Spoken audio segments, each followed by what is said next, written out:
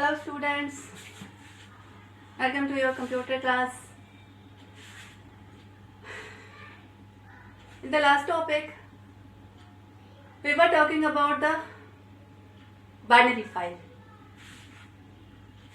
Till now, you know there are दो तरीके की फाइल होती हैं. एक होती है टेक्स्ट फाइल, दूसरी होती है बाइनरी फाइल. टेक्स्ट फाइल दोनों ही फाइल से आप रीड कर सकते हो, दोनों ही फाइल पे आप राइट कर सकते हो. टेक्स्ट ऑफ फाइल जिसमें कैरेक्टर कन्वर्जन होता है, मतलब आपका and of the file character जिसमें आप रिकॉग्नाइज करते हैं उसको आप टेक्स्ट फाइल बोलते हैं. टेक्स्ट अभी तक जितनी भी रीडिंग राइटिंग की उन सब में आपको एंड ऑफ स्ट्रिंग के फॉर्मेट में रीड किया या लाइन के फॉर्मेट में रीड किया या लिस्ट के फॉर्मेट में रीड किया, सब में आपको and of the file character की जरूरत पड़ रही थी और उसी एंड ऑफ द फाइल से आप फाइल की एंडिंग को भी जान रहे थे. ठीक है, now come to the binary file. Binary file जिसमें कोई भी कैरेक्टर कन्वर्जन, मतलब एंड ऑफ द लाइन, जैसे फाइल आपकी हार्ड डिस्क पे लिखी हुई है वैसे ही आप रीड करते हैं. ठीक है, तो कोई कैरेक्टर कन्वर्जन आपका नहीं होता. And of the file character आपको नहीं मिलता. नंबर ऑफ बाइट के फॉर्मेट में आप रीड करते हो या नंबर ऑफ बाइट के फॉर्मेट में आप राइट करते हैं. ठीक है, अब binary file basically complex object के लिए, जैसे क्लास का ऑब्जेक्ट हुआ, डिक्शनरी हुई, इन सबको आपको लिखना है या इन सबको आपको पढ़ना है, रीड करना है, तो वहां पर आप बाइनरी फाइल यूज करते हैं. ठीक है, आइए देखते हैं. बाइनरी फाइल पे रीड करने के लिए, इससे रीड करने के लिए या फाइल पे राइट करने के लिए आपका पाइथन आपको एक मॉड्यूल प्रोवाइड करता है पिकल नाम का. पिकल मॉड्यूल में दो फंक्शन होते हैं, एक होता है डंप, एक होता है लोड. डंप फंक्शन से आप फाइल पर लिखते हैं और लोड फंक्शन से फाइल से रीड करते हैं. क्या लिखते हैं? एक बार में कोई एक ऑब्जेक्ट पूरा का पूरा लिखते हैं या एक बार में कोई एक ऑब्जेक्ट पूरा का पूरा रीड करते हैं. अब यहाँ पर एक चीज आपको ध्यान देनी है कि जिस वक्त आप लिख रहे हैं, आप या तो क्लास का ऑब्जेक्ट लिखिए या डिक्शनरी का ऑब्जेक्ट लिखिए या कोई भी ऑब्जेक्ट लिखिए, लेकिन जिस वक्त आप रीड करें आपको पता होना चाहिए जो रीड कर जो चीज आपने लिखी थी वो क्या था. अगर आपने क्लास का ऑब्जेक्ट फाइल में लिखा था तो एक बार में वो क्लास का एक पूरा का पूरा ऑब्जेक्ट रिटर्न करेगा. अगर ऑब्जेक्ट लिखा था तो उसको क्लास के ऑब्जेक्ट में ही वापस डालना पड़ेगा. ये नहीं कर सकते कि लिखा तो क्लास का ऑब्जेक्ट था और रीड करके उसको डिक्शनरी के ऑब्जेक्ट में डाल रहे हैं, वो गलत कर देगा. ठीक है, तो अगर क्लास का ऑब्जेक्ट लिख रहे हैं तो रीड करने के में जो रिटर्न करेगा एक बार में एक ऑब्जेक्ट ही रिटर्न करेगा, यानी एक बार में आप एक ऑब्जेक्ट ही रीड कर पाएंगे. अब देखते हैं, ये हमारी क्लास है. ठीक है, मैंने आपको क्लास बताया था इस चैप्टर के just previous chapter, not chapter, line about the object oriented programming, जिसमें मैंने आपको बताया था क्लास. अब आते हैं एक बार फिर से. क्लास में ये आपका हर क्लास में बेसिक क्लास जब ब्लूप्रिंट जो डिफाइन, जिसमें दो चीजें होती हैं, डेटा और फंक्शन, जस्ट जो डिफाइन करती है कि अगर ऑब्जेक्ट बना तो उसमें ये डेटा होने चाहिए और ये फंक्शन वो परफॉर्म करेगा.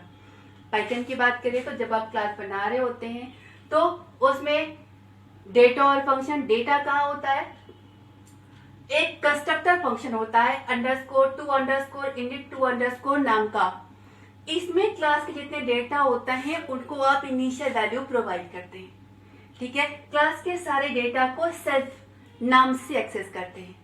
ठीक है, अब ये आपका जो इनिट फंक्शन है, ये सेल्फ, हर फंक्शन में पहला पैरामीटर सेल्फ होगा, ये कंपलसरी है.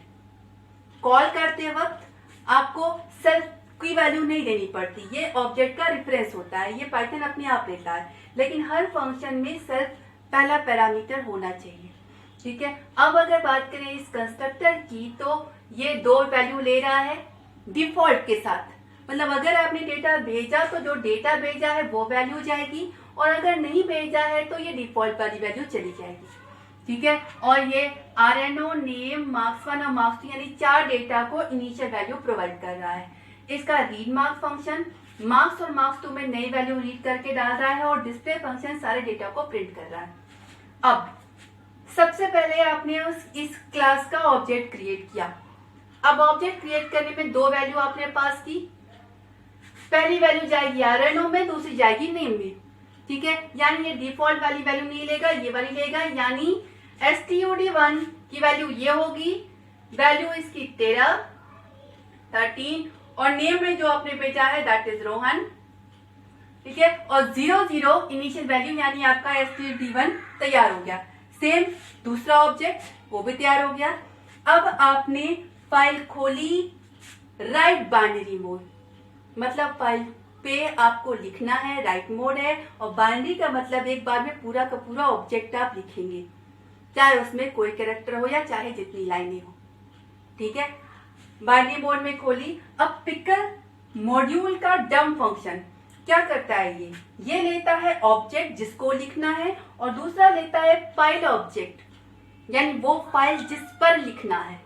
ठीक है, अब फाइल पे लिखने के लिए आप फाइल ऑब्जेक्ट का ही तो इस्तेमाल करते हैं। ये आपका फाइल ऑब्जेक्ट है, इस फाइल ऑब्जेक्ट में आपने ये फाइल खोली है, आपने इसी ऑब्जेक्ट का नाम दिया है, यानी ये फाइल जो खुली है लिखेगा तो उसी फाइल पे लिखाएगा। यानी इस ऑब्जेक्ट में जो वैल्यू है वो इस फाइल पे लिख जाए। यानी stdu1 ऑब्जेक्ट में जो वैल्यू थी, क्या वैल्यू थी, 13 रोहन 0 और 0, ये वैल्यू जग गई। सॉरी, रीड मार्क्स भी कॉल किया है, रीड मार्क्स भी कॉल किया, यानी यहाँ पर आपकी जो वैल्यू आपने रीड की, मान लीजिए 75 रीड किया, 91 रीड किया, तो ये वैल्यू यहाँ गई। सेम दूसरे ऑब्जेक्ट में भी। अब आपने डम फंक्शन पहले ऑब्जेक्ट के लिए भी कॉल किया, दूसरे ऑब्जेक्ट के लिए भी कॉल किया। मतलब वो जो फाइल आपने खोली है उसमें पहले ऑब्जेक्ट की वैल्यू, दूसरे ऑब्जेक्ट की वैल्यू, दो ऑब्जेक्ट की वैल्यू एक के बाद दूसरी लिखा गई। उसके बाद आपने फाइल को क्लोज कर दिया। अब आप चाहें तो इस फाइल को खोल के देख सकते हैं।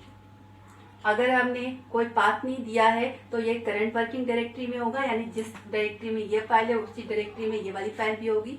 यू कैन ओपन, पर ओपन करने के बाद जैसे कंटेंट आपको टेक्स्ट फाइल में दिखाई पड़ते हैं वैसे कंटेंट आपको नहीं दिखेंगे, क्योंकि ये फाइल पूरा रिकॉर्ड रखती है कि कौन से क्लास का कौन सा डेटा है। तो उसमें आपको actual data, that is the actual data जो हम स्टोर कर रहे हैं, पर वो उसके साथ कोई इन्फॉर्मेशन भी साथ में स्टोर करके रखी है कि ये डेटा में कौन सा वैल्यू किस चीज, किस डेटा की है, ये सारी। तो उसमें आपको जैसे टेक्स्ट के डेटा थे वैसे डेटा नहीं दिखेंगे।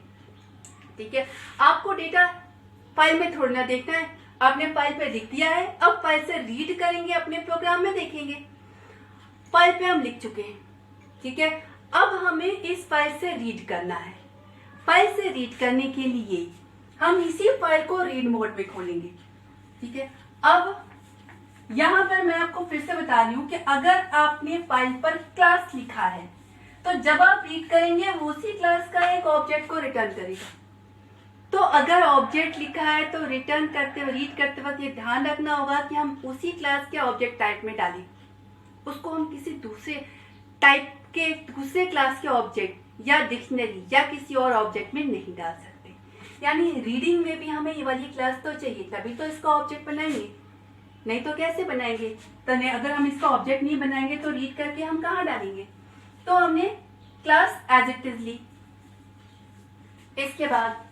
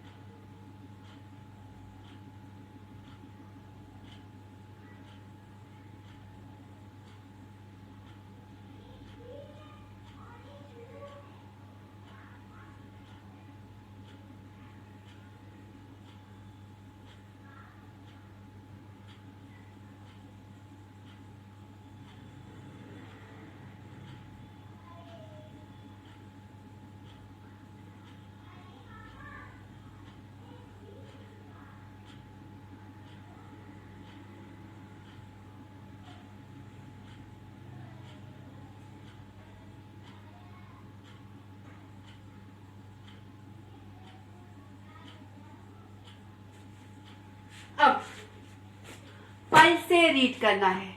अब क्योंकि हमने फाइल में ऑब्जेक्ट ही लिखे थे,